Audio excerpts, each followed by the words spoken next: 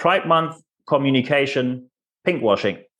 Pride Month just started and it actually already escalated. Large brands were called out just a couple of days ago for what we call pinkwashing. Mercedes-Benz, BMW, Cisco, Lenovo, Bethesda Video Gaming, just to name a few, all had their videos rainbow colored, except in certain areas. For example, the Middle East. So what do you do when your brand gets called out? And I have a media expert with me here today. Hello and welcome, Guy Clapperton.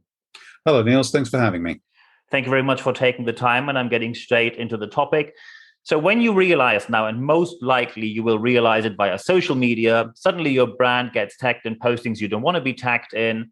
You realize a large community, which was part of your communication strategy, suddenly breaks away from you and calls you out for doing the wrong thing, in this case, pinkwashing. How to react on social media. That's step number one. I think the first thing to do is to acknowledge that you have reacted incorrectly, if that's what the case, and to apologize immediately. To get it off social media as quickly as possible by apologizing to people individually and saying, let's take this offline. On the other hand, if you have a good reason for what you're doing, now I can't see how that actually works in this particular instance, but there have been cases of people misunderstood for doing certain things in different issues, then you could always have a statement on your website and link back to that so that people can see you being honest and open about it. But I do think that in this particular instance, it sounds as if people are making a bit of a mistake and they really ought to just admit it and say, we got it wrong. Absolutely. I agree with that. However, now we know that large corporates normally don't go along well with the statement, do something quickly. Their diversity approach normally is a midterm or long-term project. Every piece of communication went through the legal department. So reacting quickly often isn't possible for these large corporations, or is it, according to your experience? Well, I think you can react quickly and you can say that something is being done. And as long as it is being done, you can react with that fairly quickly. But then you've got to take action immediately. You've got to get back to people. And quite honestly, the diversity piece, I know it's gone through various different names. It's gone through equality, stuff like that, right back to the Sex Discrimination Act in the early 1970s, certainly in the UK. I think that it's been a midterm project, a medium-term project for quite some time. And I think maybe it's about time people sped up a little bit and said what they actually mean. So what do you think about it? I'm now not going to say which brand reacted that way, because we are not here to talk down on any brand. We want to find a sustainable solution.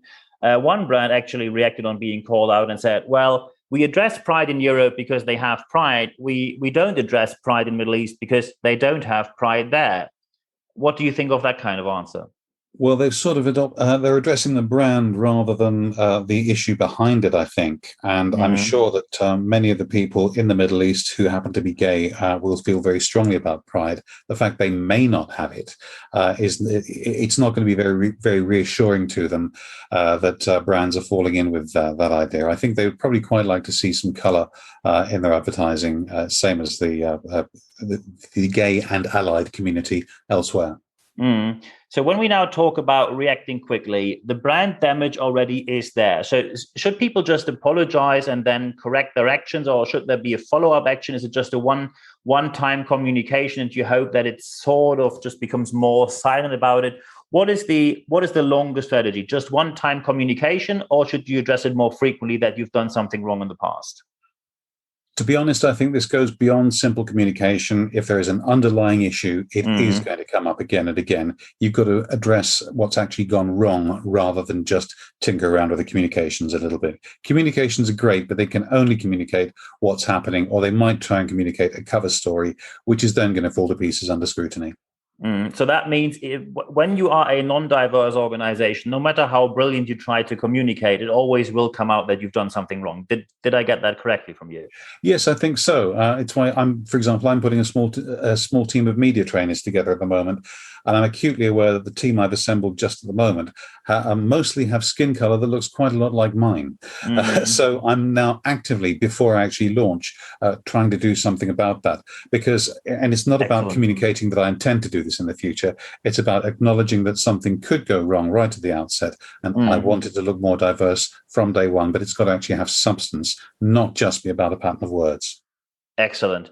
So now just one final question. You now work on the media landscape for a very long time. I am sitting there and I honestly wonder, how can BMW, Mercedes-Benz, Cisco, Lenovo, Bethesda, only to name these five, probably have a market value of beyond 10 billion, even more, not even talking about revenue, the projection of growth, et cetera, et cetera. How can, in these large organizations, people sit there and think, hey, let's put a rainbow color here, but not here, because no one will realize? How can people agree on these steps and that amount of large corporations and think that it's remotely acceptable or will pass the community's agreeability with a project?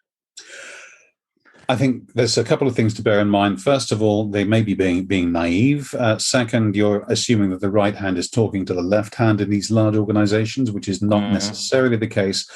But also, you and I are of a mind on this. There are other people out there who are not so much of a mind and not aligned with what we think.